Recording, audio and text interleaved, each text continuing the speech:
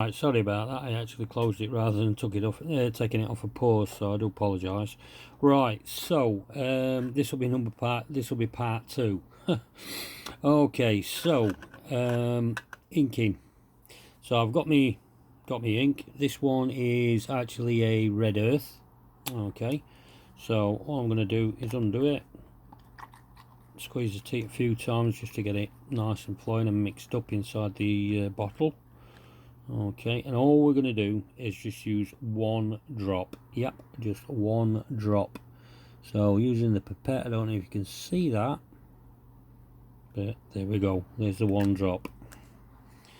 Now this is really intense on colour, hence only using the one drop. Now what I'm going to do is water it to try and just basically take that intenseness out of it.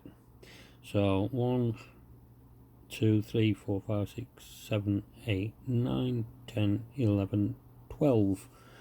So I usually find about 12 drops of water is enough to get it to where I want. Now this would be used on, I mean, if I'm block painting, then you know, it should be used on quite a few figures. It is a bit wasteful just doing it on one, but hey ho, it's a video. So right, so all I'm doing, I've mixed it up in the palette, and what I'm going to do now is just get rid of some of the excess and basically just cover the figure on the flesh parts. So let's give it a quick dab over. You can run it around using your brush, like so. Now obviously we're wanting it in the creases and etc., but we also want the shading on the actual flesh itself, never mind just the recesses. Okay,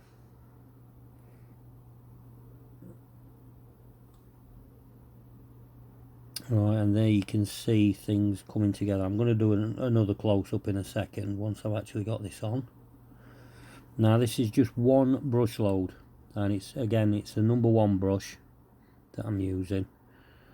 So there's plenty here. I mean, this load on this brush would probably do about 2 or 3 figures, to be honest. So you've got quite a lot of scope with it. Just pop a little bit more on, because I want a bit more. Here we go. Just drop that in there. Okay, just make sure when you're doing your inking that your figure is actually dry from that in the first coats. Okay, but that's that. Just take that out of it. That's that.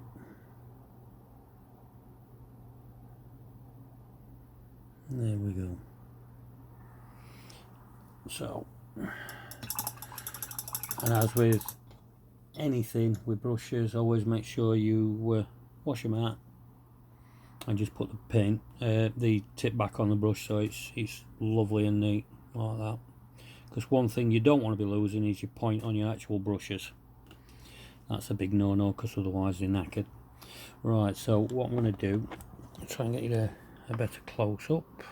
Let me just zoom in slightly, put him in the light. I do apologise for any flickering, it's just I'm getting a bit of interference from the actual light itself now. There we are, that should stop it. But you can see there where the recesses are. I managed to get the ink in, so I'm going to put this to one side, just let it dry. Just take a few minutes to dry. Same as with the paint, that takes a few minutes to dry. I mean, under a lamp, if it's a normal type bulb, it will give off heat. This one's an LED, so basically you can, you know, there's no heat there. So that's it's a bit poor when it comes to drying your figures. You have to wait a lot longer. I mean, I used to have a halogen bulb which used to give off quite a bit of heat, and they used to dry pretty quickly. So with this, it does give you more time with the paint's more fluid, but you know, it's one of the things that you have to do. Right, so I'll let that dry and be back to you shortly. Okay, so he's now dry. So what I'm going to do now is go back to the original colour, that medium flesh, change my brush out to a 00. Okay, and what we're going to do is going to start putting in the highlights. Now we're not going to do the fine highlights because that's going to be for another colour, but you'll see what I mean when I do it. Okay, so a small amount of paint on the brush. There we go, right on the tip. And basically I'm going to start with his nose, just highlight the top of that, and his forehead, coming up and round, bridging the nose, and come round. Now he does have sideburns on him, so I'll be leaving them. There we go, onto the cheek. Now I'm not actually putting any paint inside the recess of his eyes, for obvious reasons. They're going to be painted white, and then the pupil added, which I'll be doing shortly once everything's done on the actual flesh itself. So over the top of the lips, just ever so slightly. There we go, just painting his lips in. Okay, now also at this point it's a good idea to have a rough idea as to shadows, because what we're doing here is we're actually creating them. Okay, so that's going to join up with that part. Again, a bit more paint. There we go. Now bottom of his jawline, bring it up towards his sideburns. There we go.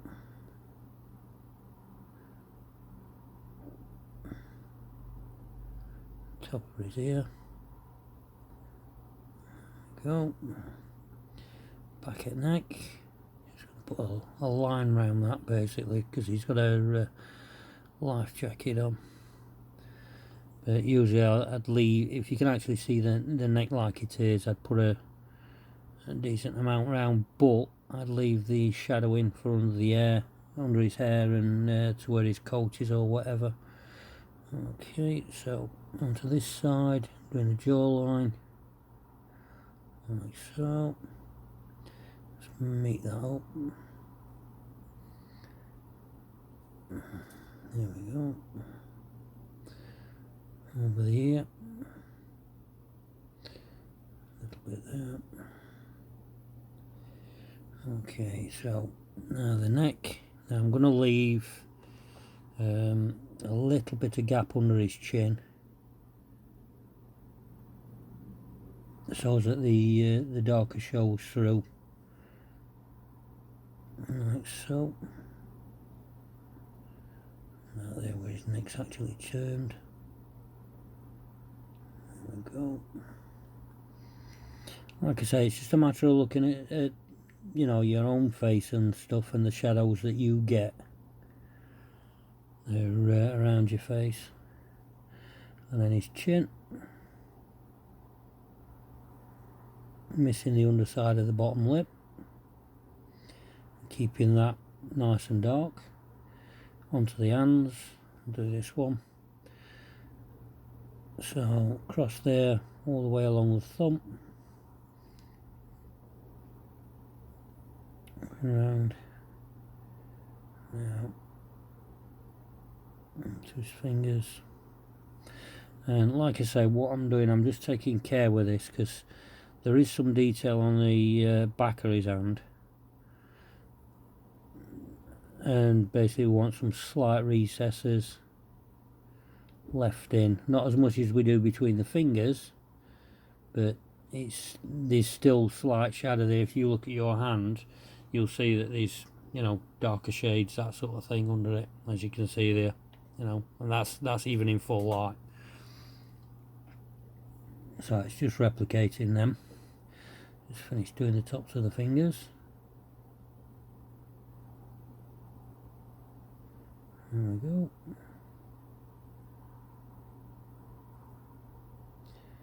Just inside of his thumb there, just slightly. And then the palm of the hand. Now this one's going to be a bit difficult because the positioning, but it'll still get done. So that's a muscle of the thumb on the inside of the hand, and the bottom muscle of the hand, and a little bit in between, again leaving darker recesses between the fingers, etc. That'll do, I think. Oh, there's a little bit there I need to get done. There we go. Okay, so I'll just finish this hand and then we'll get on to the next stage, so just bear with me. Okay, so that's that stage done. Now you can see with especially with the hands, the shading that's in between, like so. So it's starting to come to life. Okay, there we go. Right, so the next stage is the highlight, which basically is this one. Now I know there's no label on it, fell off a few days ago, but this colour is actually light peach. It gives a nice highlight. It's just enough and not too bright, basically. You can make this colour by adding white to the medium flesh if you want to, but to keep things sort of like at a standard, I usually buy this just to highlight with, rather than mixing it all the time. Okay, so just give me a sec while I set up again. Okay, so I'm going to use the 50 brush, this one. I don't know if you can see that. Try and get it in light. It's Mondrain. Like I say, it come in that big pack, which I'm actually testing. This is the brush I actually do the highlighting with, and also the eyes with, the whites of the eyes and the pupils. So this is me really fine detailing brush what I'm using. You don't have to use one as fine as this, but you know, it does help having a 50, especially when you're going between the fingers. So what I'm going to do, same again as before, get a tiny bit of paint on the brush, and basically I'm going to go just down the nose, down the bridge of the nose, and highlight just on the forehead slightly. Now he has got an helmet on, so I'm taking that into account when I'm doing it. So it's basically going to be over where his eyebrows is going to be as well, because that's something else I'll be painting in. Okay, so that's that. So next stage is the top of his cheeks.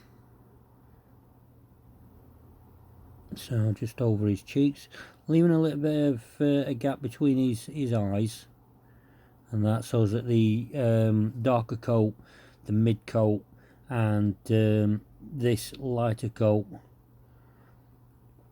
all sort of blend.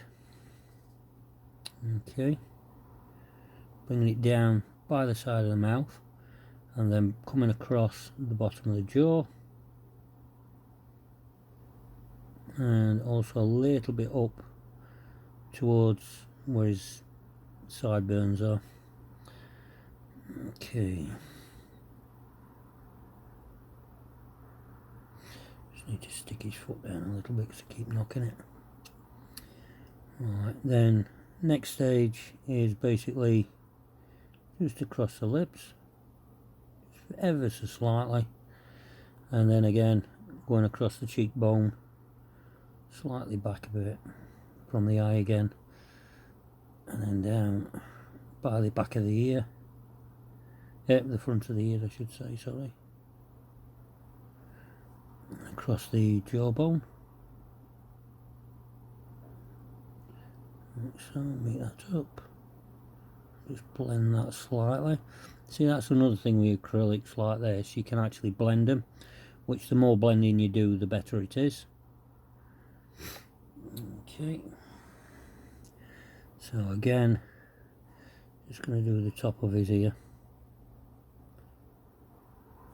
just slightly, just to give it that bit of highlight.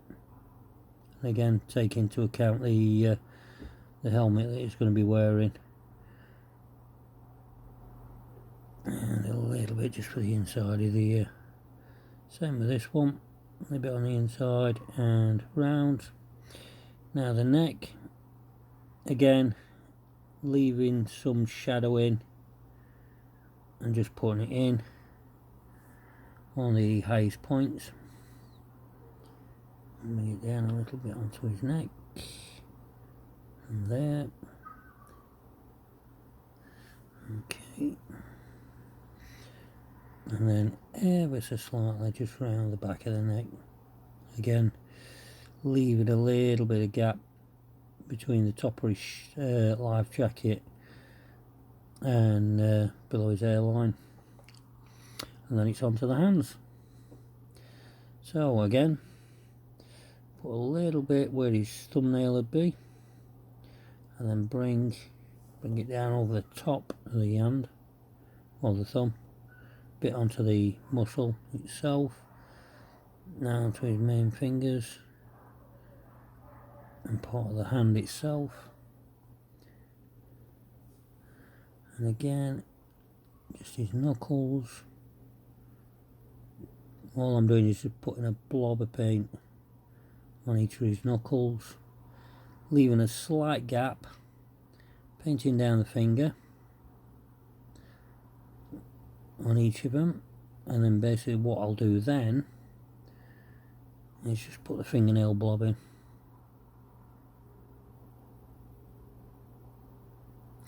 Now, depending on what sort of figure you're painting and the colour, texture of the skin, depends on what you do with the actual fingernails themselves.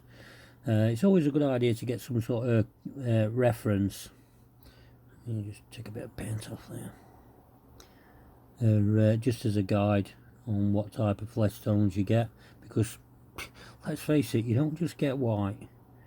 I mean, you get the Asian colour, Indian colour, not only North American Indian colour skin,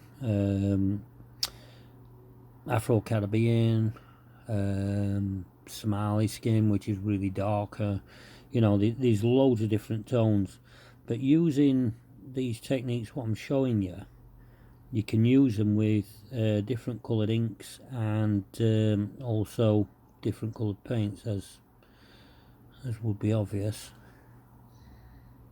And it's just using these things, and you'll get, with a bit of practice, you'll get the idea as to what you need to do, what colours you need to use, because a lot of it is just practice and experimentation, which is something I've done over years. I mean, I started painting when I must have been about 7-8 years old, painting the big 1/32 Airfix figures, and to be honest with you, with what I paint now, they were a right mess, which you can expect. But you know, I thought they looked good when I'd got them done at the time. But obviously, as you get better, you learn more techniques.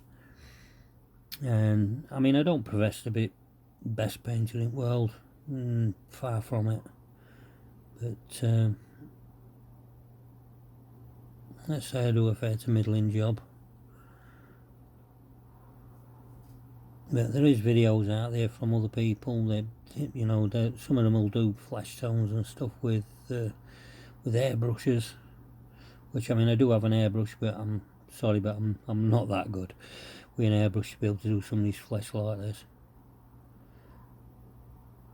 There we go. And that's it, thumb done. I'm just going to do the back of the hand. Fight. That's it, a bit more on that there. The back of his hand here, onto his muscle. Part of the where you get the hooves on your fingers. That little muscly bit as well. There we go. I'm just going to suggest that because I can't get in to actually pick out the detail on the inside of his hands. There we go. So I'll just put that there while I put my lid on the paint. Give my brush a quick wash out.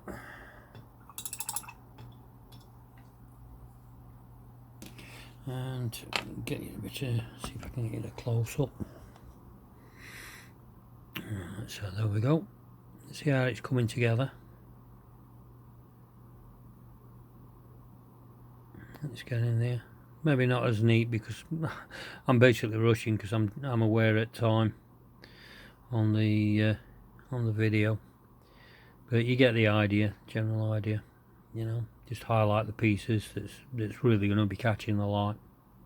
Okay, so the next bit I'm going to do, I'll do this off camera, is basically just tidy it up, getting the black background, and I'll show you how to do the eyes. Okay, so just bear with me a sec. Okay then, so that's him tidied up. As you can see, I've just gone round it and got rid of the flesh that had spilled over onto his life preserver and trousers and bits and pieces. But also put the undercoat back onto his hair and also his sideburns. So that's him ready for the next stage. Now the next stage is actually the eyes. These are possibly the hardest point of a figure to do, especially on smaller scales. They can be really annoying, but you know, try as you might, it will take a bit of practice, and you can always tidy up afterwards if you do make a mistake. With these being acrylics and taking a little bit more time to dry, sometimes you can put water in, wash it off, and basically dry it off again and let it dry again. So again, I'm going to be using the 50 brush, and basically what I'm going to do is paint his eyes in. So they're not massive, they're not going to be googly eyes. All it is a couple of lines right where his eyeballs should be.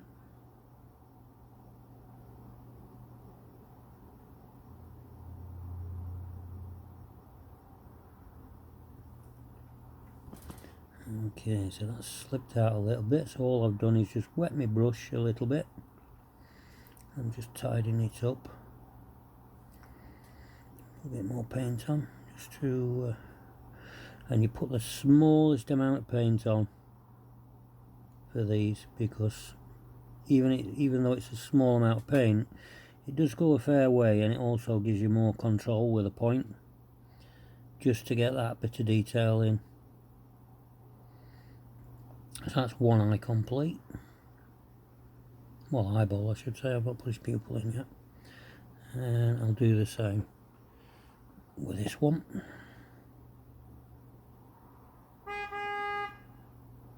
Sorry about that, it's one of idiots. Cul-de-sac round corner. There we go.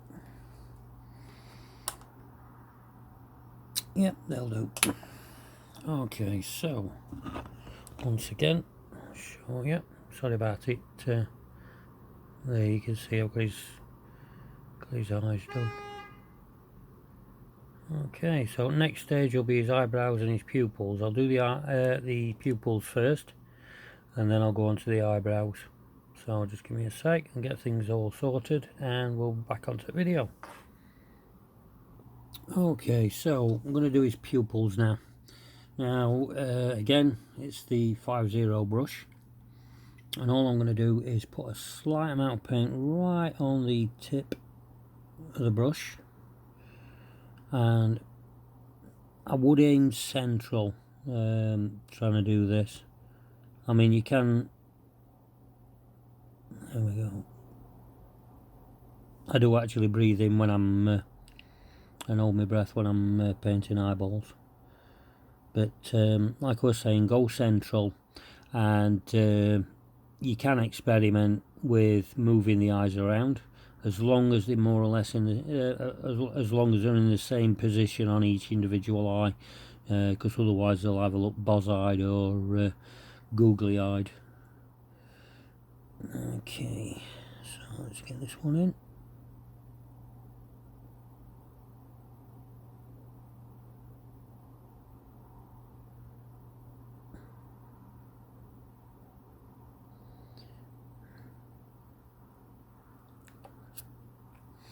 There we go. Oop. Keep thinking that's right. So as you can see, hopefully, sorry about that, the flicker. There we go. So we got his eyes in. Now, obviously, the bigger the eyes, the more shock he's going to have on his face. So try and get them as small as you can. Okay.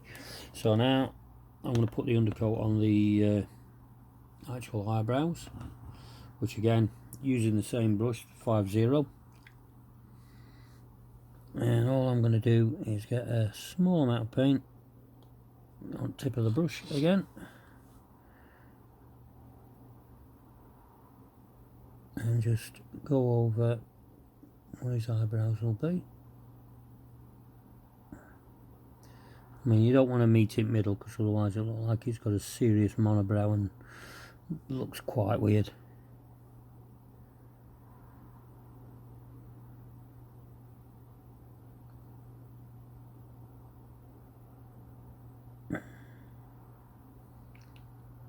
And there we have it.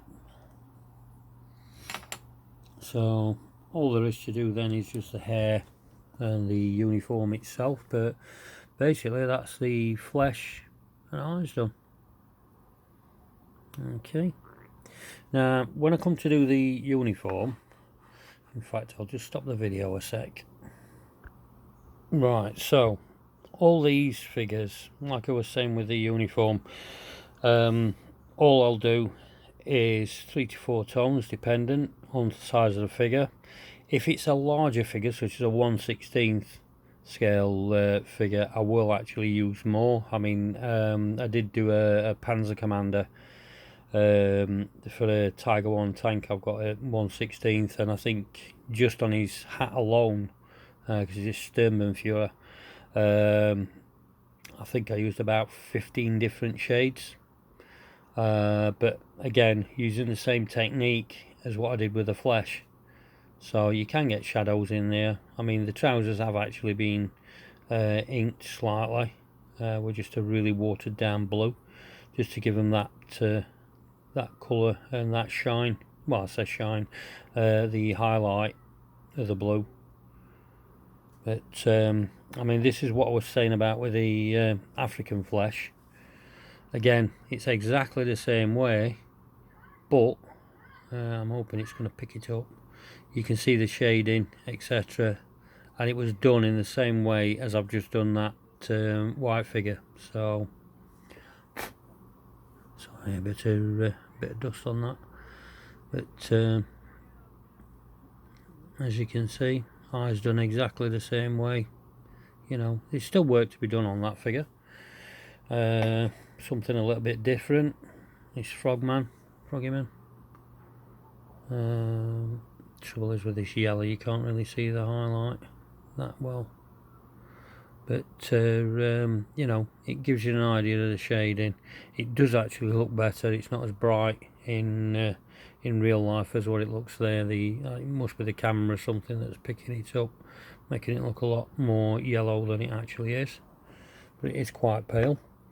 This should be a better instance, the horse with the cloth barding. Again, that was painted 3 shades, including a wash over the red and the blue. So it gives you an idea of the things that you can achieve with it. So you know, you're gonna get there. Black.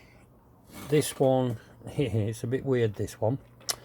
Reason being is because basically on this figure the undercoat is actually a black green. Yeah, sounds weird, but it does work. Now the black green is the actual low light, black is the mid-tone, and graphite grey is the actual highlight, and I use that on the actual